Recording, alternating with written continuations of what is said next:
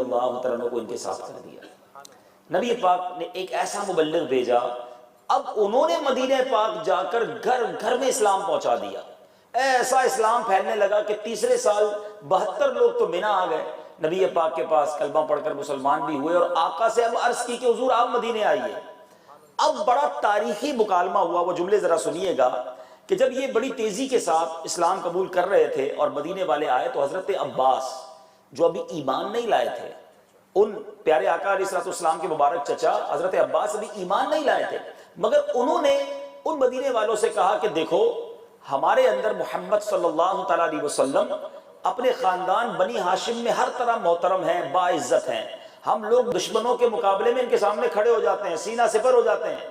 دیکھو اگر تم اپنے وطن میں لے جانے کی خواہش ہو نا، تو اگر مرتے دم تک ان کا ساتھ دے سکو تو آفر کرنا، انہیں بلانا، ورنہ بہتر ہے ابھی سے واپس چلے جاؤ۔ اب ان لوگوں کا جوش و جذبہ جو تھا، انہوں نے کیا کمال کی بات کی، انہوں نے کہا ہم لوگ تلواروں کی گود میں پلے ہیں، ہم کسی طرح بھی نبی پاک علیہ السلام کا ساتھ نہیں چھوڑیں گے۔ مگر انہوں نے نبی پاک سے بڑی عجیب بات کی، کہا حضور دیکھیں آپ ہمارے پاس ضرور تشریف لائیں، ہم آپ کے ہیں، لیکن جب آپ مدینے آئیں گے نا تو یہودی جو مدینے کے ہیں وہ ہمارے خلاف ہو جائیں گے۔ اب جب وہ ہمارے خلاف ہوں گے اور آپ واپس مکے اپنے شہر چلے گئے تو ہمیں تنہا نہ چھوڑیے گا۔ تو نبی پاک علیہ السلام نے مسکراتے ہوئے جواب دیا، اے مدینے والو تمہارا خون میرا خون ہے، اور یقین کرو میرا جینا اور مرنا تمہارے ساتھ ہے، میں تمہارا ہوں، تم میرے ہو، تمہارا دشمن میرا دشمن ہے، تمہارا دوست میرا دوست ہے۔ اللہ اکبر۔ پیارے آقا نے اہل مدینہ کو یہ خوشخبری سنا دی۔ اب ایک طرف تو مدینے میں اسلام پھیل رہا ہے، دوسری طرف مکے میں اسلام لانے والوں پر آندھیاں دھائی جا رہی ہیں۔ ابو جہل ہے، ابو لہب ہے، سفیان اور بہت سارے عتبہ، یہ بڑے بڑے وہ کافر تھے جو مسلمانوں کو بڑی تکلیف پہنچاتے تھے اور بڑا ستاتے تھے۔ نبی پاک علیہ السلام نے صحابہ سے کہا کہ اب ایک ایک کر کے مدینے کی طرف ہجرت کرو، وہاں ہمارے لیے بڑی راحتیں ہیں۔ صحابہ تشریف لے جاتے رہے، ایک ایک کر کے صحابہ نے ہجرت کر لی۔ اب تھوڑے ہی لوگ مکے میں رہ گئے، یا تو وہ رہ گئے جو کسی کے غلام تھے، یا وہ رہ گئے جن کے پاس پیسے نہیں تھے، یا کسی کا قرض دینا تھا۔ نبی پاک علیہ السلام ہیں، سیدنا ابو بکر صدیق رضی اللہ تعالیٰ عنہ اور مولا علی کرم اللہ تعالیٰ وجہ الکریم، پیارے آقا نے ان دو صحابوں کو روک کے رکھا تھا، باقی بہت سارے صحابہ چلے گئے۔ اب اہل مکہ نے ایک کانفرنس بلائی، یہ بڑا عجیب واقعہ بتا رہا ہوں۔ ایک کانفرنس بلائی گئی، ایک ایسی میٹنگ بلائی گئی اہل مکہ نے جو کفار مکہ تھے، کہ کسی طرح نبی پاک علیہ السلام کو روکا جائے۔ یہ اگر یہ بھی مدینے پہنچ گئے اور وہاں جا کر یہ غلبے میں آ گئے، ان کے پاس اور لوگ جمع ہو گئے، تو واپس آ کر مکہ بھی فتح کر لیں گے۔ تو اب بڑے بڑے سرداران قریش کو بلایا گیا۔ اب سوچئے کہ اس میں کون کون تھا، کون ایسا مکے کا دانشور اور سردار تھا جو اس میٹنگ میں نہیں تھا؟ اس کے اندر ابو سفیان، ابو جہل، عتبہ، جبیر بن مطعم، حکیم بن حزام، امیہ بن خلف، سب جمع تھے۔ اب اس میٹنگ میں ایک عجیب واقعہ یہ ہوا کہ ایک بوڑھا شخص وہ بھی آ گیا۔ وہ شیطان ابلیس تھا جو ایک بوڑھے شخص کی شکل میں اس میٹنگ میں آیا۔ اب مشورہ ہوا کہ کس طرح روکا جائے، تو کسی نے کہا کہ ایسا کرتے ہیں کہ ان کو کسی کوٹھڑی میں قید کر دیتے ہیں، نبی پاک علیہ السلام کو کسی مکان میں بند کر دیتے ہیں تاکہ ان کا پیغام لوگوں تک نہ پہنچے۔ تو کسی نے جواب دیا کہ نہیں، یہ طریقہ صحیح نہیں ہے، ان کے جانثار ایسے ہیں جو ان کو کسی طرح بھی چھڑا لے جائیں گے۔ کسی نے مشورہ دیا ایسا کرتے ہیں کہ ان کو مکے سے باہر نکال دیتے ہیں، کسی اور شہر میں بھیج دیتے ہیں۔ تو دوسرے نے کہا کہ نہیں، اس کی مخالفت ابلیس شیطان نے بھی کی۔ کہتا نہیں، یہ جدھر جائیں گے ان کی باتیں اتنی اچھی ہیں، اتنی میٹھی ہیں، لوگ ان کی گرویدہ ہو جائیں گے، یہ وہاں بھی لوگوں کو جمع کر لیں گے۔ ابو جہل نے بڑا مکارانہ پلان کیا۔ اس نے کہا ایسا کرو کہ ہر قوم کا ایک سردار انوالو ہو جائے اور ہر قوم کا ایک بہادر ساتھ دے، اور سب مل کر ایک ہی بار ان پر حملہ کر دیتے ہیں، اور اس حملے سے جب یہ معاذ اللہ شہید ہو جائیں گے، قتل کر دیے جائیں گے، تو یہ بنی ہاشم ہم سب سے بدلہ کیسے لیں گے، تمام قوموں سے لڑائی کیسے لڑیں گے؟ ان کے پاس رزلٹ میں کوئی رپلائی میں آسان معاملہ نہیں رہے گا۔ ٹھیک ہے جناب، یہ طے کر دیا۔ شیطان بڑا خوش کا، یہ بالکل صحیح مشورہ ہے۔ شیخ نجد نے اس مشورے کو اوکے کر دیا۔ اب یہاں تھوڑا سا میں بریک لیتا ہوں، بہت خوبصورت واقعات ابھی آگے ہیں۔ ایک بہت خوبصورت سوال یہ ہے کہ نبی پاک علیہ السلام نے مدینے کی طرف ہجرت کیوں کی؟ اللہ اکبر۔ علماء نے کمال کی اس میں جو ہے نا حکمتیں بیان کی ہیں کہ اگر نبی پاک مکے ہی میں رہتے تو مکہ تو ویسے ہی عزت والا، شرف والا، بزرگی والا شہر تھا، حضرت ابراہیم کی وجہ سے، حضرت اسماعیل کی وجہ سے، کعبہ شریف کی وجہ سے۔ ہو سکتا ہے کوئی کہتا کہ جناب مکے کو عزت جو ہے وہ تو پہلے سے ہی ملی ہوئی تھی۔ نبی پاک کو ایک ایسے شہر کی طرف بھیجا گیا جس کو پہلے کوئی نہیں جانتا تھا۔ آقا کے قدم وہاں لگ جائیں، ساری دنیا کے لیے بزرگ اور شرف والا شہر مدینہ بن جائے۔ دنیا کبھی یہ نہ کہہ سکے کہ مکہ عزت والا تھا، نبی پاک بھی بعد میں وہاں آئے۔ ارے نبی پاک نے جس شہر کو چنا وہ ساری کائنات کی دلوں کا تارا بن گیا۔ تو مدینہ منورہ ایک ایسی زمین جس کو پہلے بظاہر کوئی نہ جانتا تھا، نبی پاک کے قدم لگنے کی دیر ہے۔ کیا پیاری بات میرے شیخ طریقت امیر اہل سنت لکھتے ہیں نا، کر کے ہجرت یہاں آ گئے مصطفیٰ، کر کے ہجرت یہاں آ گئے مصطفیٰ، روشنی آج گھر گھر مدینے میں ہے، سارے دیوانے بےتاب ہیں اس لیے شاہ کی قبر انور مدینے میں ہے۔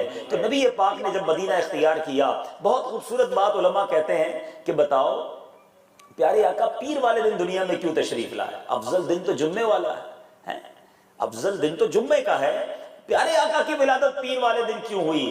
کیا حکمت بھرا جواب ہے کہ اگر جمعے کو نبی پاک کی ولادت ہوتی تو کوئی کہنے والا کہتا جناب جمعہ تو پہلے ہی بزرگ دن تھا، پہلے ہی افضل دن تھا، اور اس دن نبی پاک بھی تشریف لائے، اس دن نبی پاک آئے کہ اس سے پہلے پیر کے دن کی کوئی افضلیت نہیں تھی، مگر آقا تشریف لائے تو اب عاشقان رسول پیر والے دن کو روزہ رکھ کر نبی پاک کا میلاد مناتے ہیں۔ اعلیٰ حضرت لکھتے ہیں نا، جمعہ مکہ تھا عید اہل عبادت کے لیے، جمعہ مکہ تھا عید اہل عبادت کے لیے، مجرموں آؤ یہاں عید دوشنبہ دیکھو۔ جائیے آج بھی پیر کے دن مدینے میں، اہل مدینہ آج بھی دسترخوان لگاتے ہیں، آج بھی مسجد نبوی شریف میں ایک بڑا خوبصورت منظر ہوتا ہے، نبی پاک کی ولادت کی گویا یاد بنائی جاتی ہے۔ تو بہرحال یہ حکمت بھری باتیں ہیں۔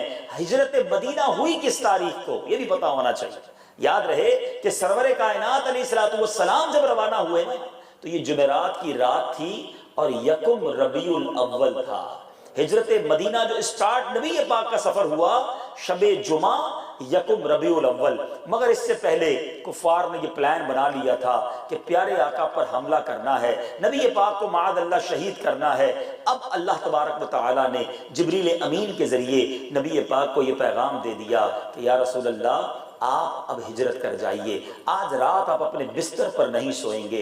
اب نبی پاک علیہ السلام چلچلاتی دھوپ میں سیدنا ابو بکر صدیق رضی اللہ عنہ کے گھر جاتے ہیں۔ بی بی عائشہ صدیقہ رضی اللہ تعالی عنہا فرماتی ہیں نبی پاک کا صدیق اکبر سے پیار دیکھو، پیارے آقا کا کنیکشن اور دوستی سیدنا ابو بکر صدیق سے کیسی تھی۔ حضرت عائشہ فرماتی ہے جب سے میں نے ہوش سنبھالا ہے، جب سے میں نے ہوش سنبھالا ہے، روزانہ نبی پاک علیہ السلام ہمارے گھر تشریف لایا کرتے، ڈیلی نبی پاک کا وزٹ سیدنا ابو بکر صدیق رضی اللہ عنہ کے گھر ہوتا۔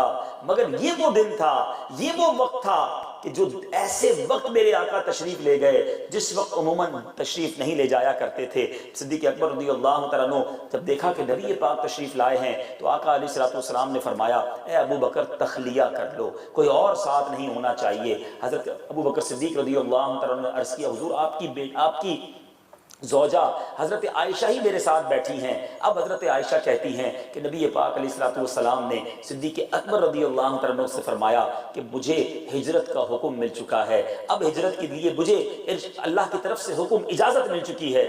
حضرت ابو بکر صدیق عرض کرتے ہیں یا رسول اللہ کیا میں آپ کے ساتھ سفر کر سکتا ہوں؟ پیارے آقا نے فرمایا ہاں اے ابو بکر تم میرے ہمراہ ہوگے۔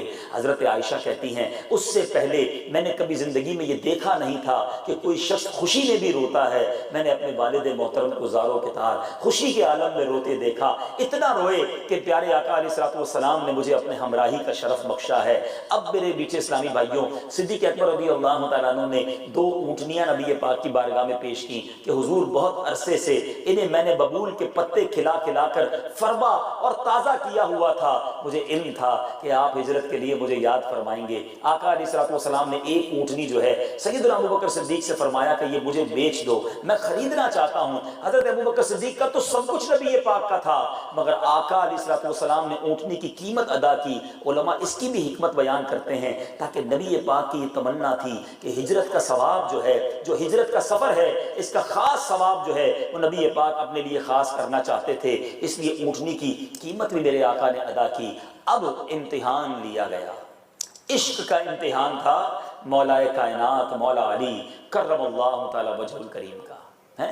مولا علی سے نبی پاک علیہ الصلوۃ والسلام نے فرمایا کہ اے علی، آج تم نے میرے بستر پر سونا ہے، میری سبز چادر اوڑھ کر میرے بستر پر تم نے سونا ہے۔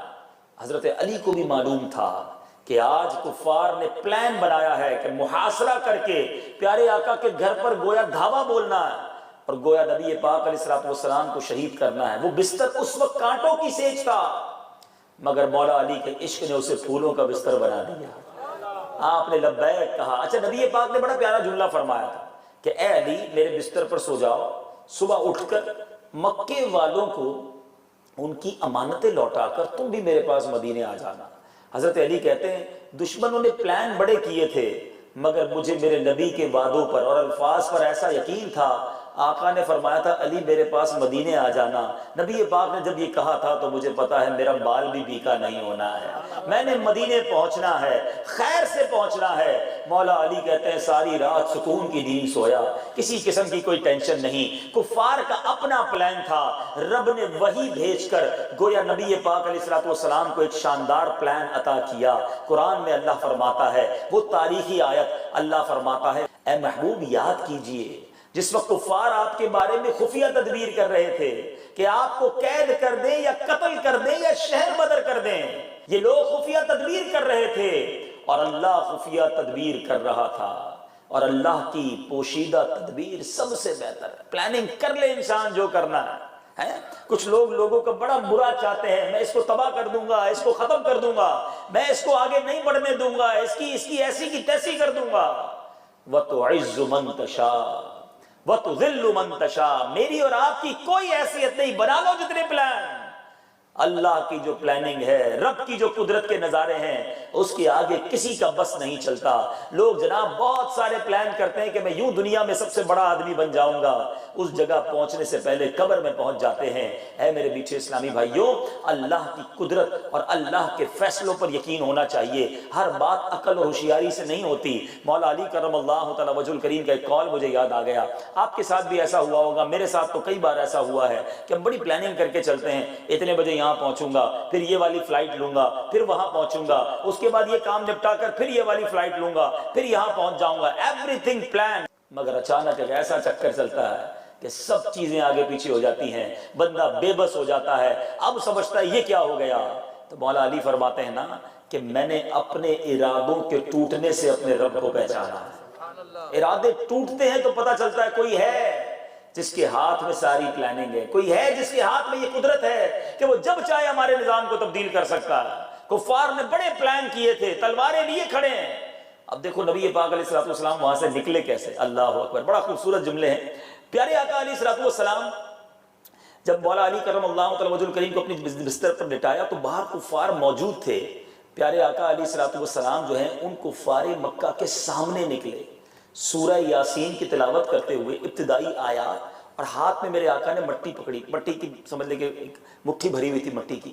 نبی پاک علیہ الصلوۃ والسلام نے وہ مٹی جو ہے ان کفار کے سر پہ ڈالنا شروع کی، ان کو نبی پاک نظر نہیں آ رہے، اور پیارے آقا سب کے سروں پر وہ خاک ڈالتے ہوئے ان کے سامنے سے نکل گئے۔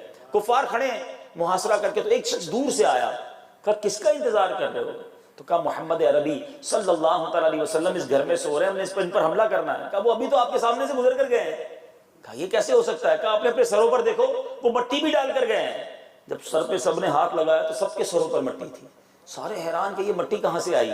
نبی پاک ان کے سامنے سے نکل گئے۔ اب جب صبح ہوئی اس بستر سے مولا علی کرم اللہ تعالی وجہ الکریم کھڑے ہوئے، یہ سب ہاتھ ملتے رہ گئے، اور نبی پاک صدیق اکبر رضی اللہ تعالیٰ عنہ کے ساتھ اب غار ثور کی طرف روانہ ہوئے۔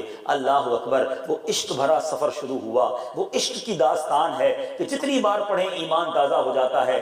آپ جب تک غار ثور گئے نہیں ہوں میری بات سمجھنا آسان نہیں۔ اللہ مجھے اور آپ کو بار بار مکے کی حاضری عطا فرمائے۔ جب غار ثور کا سفر کرتے ہیں 5.5 5-6 ہزار فٹ کی بلندی پر جب جاتے ہیں تو انسان کی عقل حیران ہو جاتی ہے کہ آج تو سیڑھیاں بھی بنا دی گئی ہیں، پھر بھی چلنے میں انسان تھک کے چور ہو جاتا ہے۔ جب دشمن کا خوف ہو، پیچھے سے دشمن آ رہے ہوں اور یہ خوف ہو کہ کہیں کوئی دیکھ نہ لے، ایسے وقت میں جب پتھر بھی ہوں، کانٹے بھی ہوں، یہ سفر کیسے ہوا ہوگا؟ نبی پاک علیہ السلام پنجوں کے بل چل رہے تھے تاکہ کہیں قدم کے نشان ان کفار کو پتہ نہ چل جائے کہ پیارے آقا اور صدیق اکبر کس طرف گئے ہیں، تو پنجوں کے بل چل رہے تھے۔ حضرت ابوبکر صدیق نے دیکھا کہ کہیں آقا کے قدم کو نقصان نہ پہنچے، تکلیف نہ ہو جائے، زخم نہ لگ